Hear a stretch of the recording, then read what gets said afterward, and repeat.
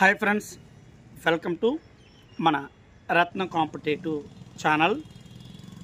Friends, ఇది నా humble request.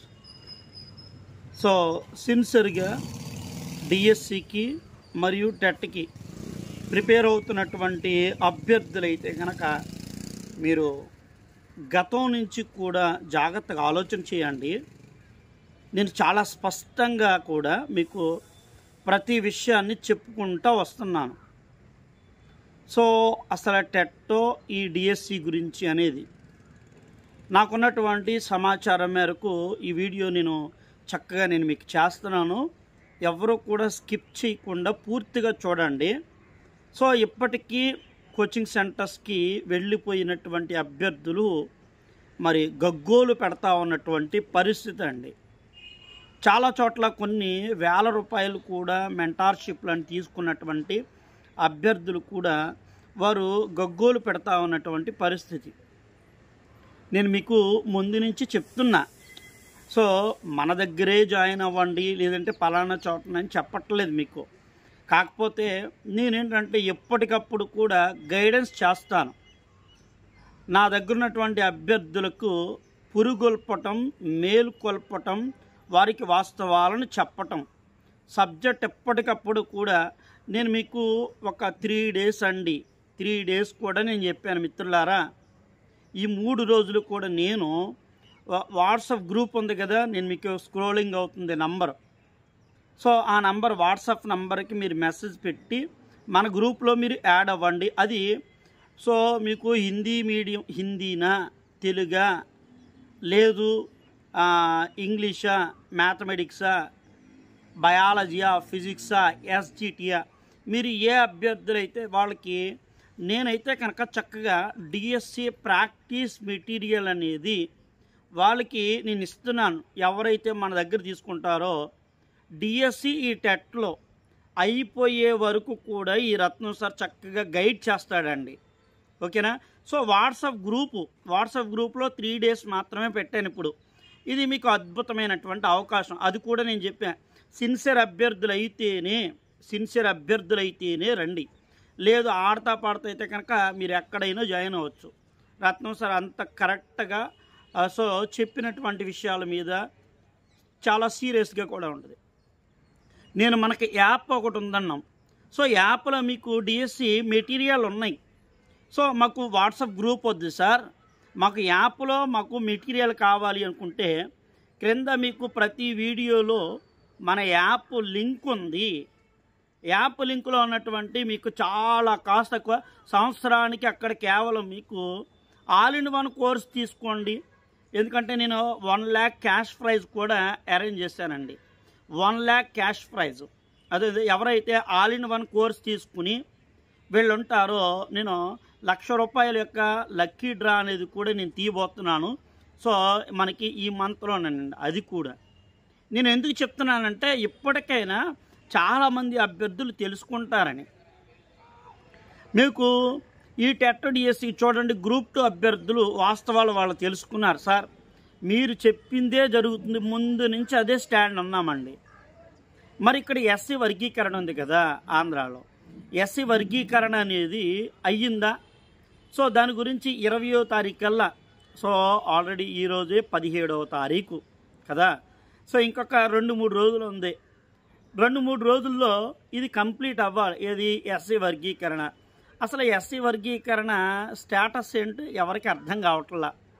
కానీ మార్చి 11వ తారీఖు వరకు వాళ్ళు అడిగారు. మార్చి 11వ తారీఖు వరకు ఒకవేళ మేబీ ఇంకా కంప్లీట్ కాలేదు, ఇంకొక వారమో 2 వారాలు ఎక్స్టెన్షన్ చెయ్యండి అంటే సో ప్రభుత్వం ఖచ్చితంగా చేస్తుంది. ఎందుకనంటే అది కాంప్లికేట్ ఇష్యూ కనుక, ప్రభుత్వానికి అది అడ్వాంటేజ్ కనుక. ఇంతకాలం ఆగారు, ఒక వారమో 2 వారాల ఆగలేరా అని అడుగుతారు. అదేనా? ఎందుకంటే ఇంతవరకు ఎస్సీ వర్గీకరణ గురించి ఏది రాలా. 20వ తారీఖున క్యాబినెట్ మీటింగ్ ఉంది, 24 నుంచి సమావేశాలు, అసెంబ్లీ సమావేశాలు, బడ్జెట్ సమావేశాలు. మరి ఇన్ని జరుగుతున్నాయి కదా. సో మరి ఇక్కడ మీరు దయచేసి ఇదే విషయాన్ని మీరు నారా లోకేష్ గారిని కానీ, ముఖ్యమంత్రి గారిని కానీ, మంత్రి గారిని, ఆ యొక్క డిప్యూటీ సీఎం గారిని కానీ మీరు అడగండి. ఏది టెట్కి సంబంధించినటువంటి ఫైల్ వచ్చిందా రాలేదా అని. అదేందా ఆల్రెడీ. అందుకనే ఈ డిఎస్సి కొత్త స్కూల్ అంటే కొత్త విద్యా సంవత్సరం వచ్చే సమయానికి కొంచెం లేట్ అవుతుంది.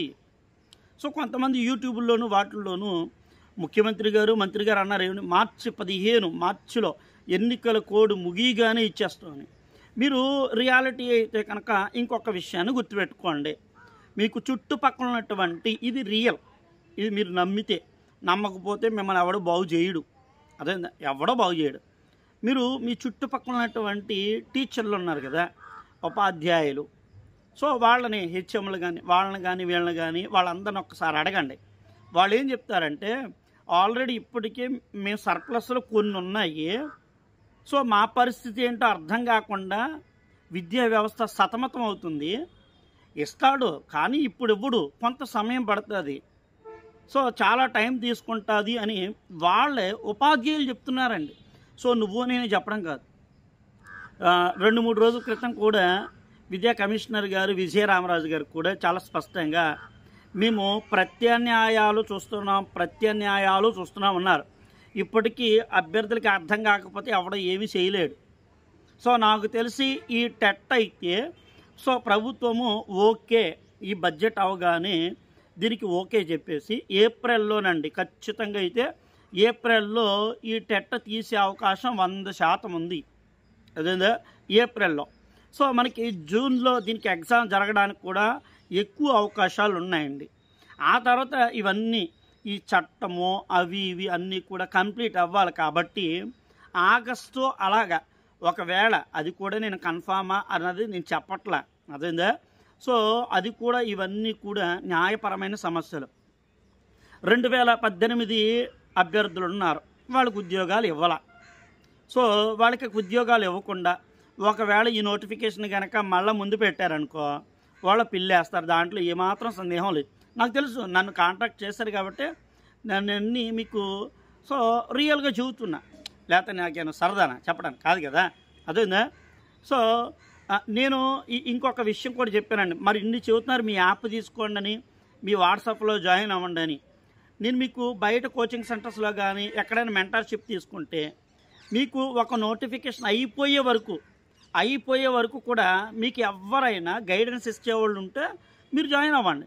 నేనేమని చెప్తున్నా, నా దగ్గర అయితే నేనైతే కనుక వన్స్ ఒకసారి జాయిన్ అయినటువంటి ఆ వ్యక్తి మన వాట్సాప్ గ్రూప్లో అయితే సో ఇతనికి ఈ నోటిఫికేషన్ అయిపోయే వరకు కూడా ఈ రత్నం సార్ గైడెన్స్ ఇస్తాడు, ప్రాక్టీస్ పెడతాడు.